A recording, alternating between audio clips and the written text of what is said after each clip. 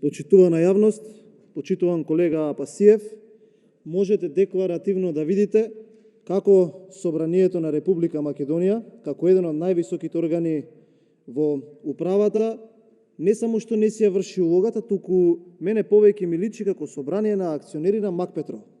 Ние сме собрани, узурпирани од една моќна приватна компанија која што случајно или не поседува медиум, и тука расправаме дали да им дадеме 33 милиони евра. Замислете, во Републичкото собрание разговараме дали да го зголемиме саудото на Мак Петрол, и мафијата во оваа држава го има окупирано и овој орган. Нешто што треба да се разговара на собрание на акционери, ние го разговараме во Републичкото собрание. Она што ми е симптоматично во изминатиот период, како вие, како професор по право, по римско право, исто така и почитуваната професорка Гордана Силјановска-Давкова, не можат да се пронајдат во политичкиот дискурс што се случува во оваа држава. Што значи тоа? Дека правдата на начинот на кој што ја поимува владеачкото мнозинство, тоа е СЈО правдата, Катица Јанева правдата, Кацарска правдата, придонесува до тоа да стручната фела, професорите, кои што најдобро знаат, кои што ги образуваат наредните генерации на правници, да се срамат од ова што и се случува на Република Македонија. Ние денеска одлучуваме за 33 милиони евра да легнат на сметката на Андреја Јосифовски и на оној медиум кој што беше познат по црвениот телефон. Па така на наредните емисии на тој медиум, телевизија Телма, која ќе звони црвениот телефон, многу повеќе ќе се разговара специјално во прайм тајм за статутот на ВМРО-ДПМН, многу повеќе ќе се разговара за внатрепартиската состојба на ВМРО-ДПМН, ама нема да се разговара тоа што Македонија е единствената држава на Балканот каде што нема вакцини.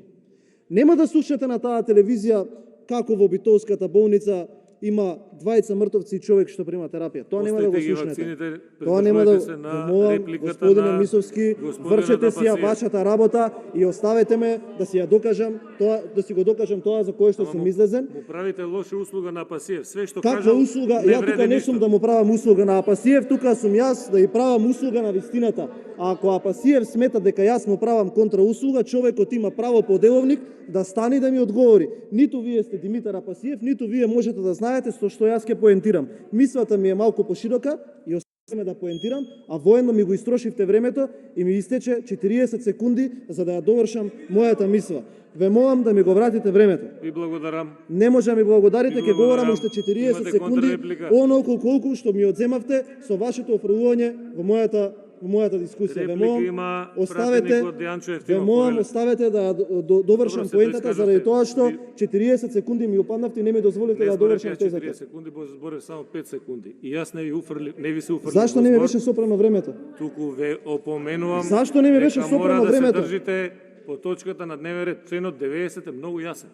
Господине Мисовски, вие не ми дозволивте да финиширам со мојата теза. По деловникот, не ви го исклучувам микрофонот, значи него времето ми течеше. Тоа е се во склоп на тоа време за кое што јас сум должен да ве опоменам. Не е точно. Има збор Дејанчо Евтимов. Не е точно, уште 40 секунди сакам да ми бидат вратени. Ќе се пријави, ќе говорите? Повелете. А 40 секунди? Дај ве молам, немојте да правите. Координаторе? Значи, срамота е ова. Јас сум должен да го опоменам говорникот ако говори спротивно од точката на дневен ред. Повелете, Дејанчо.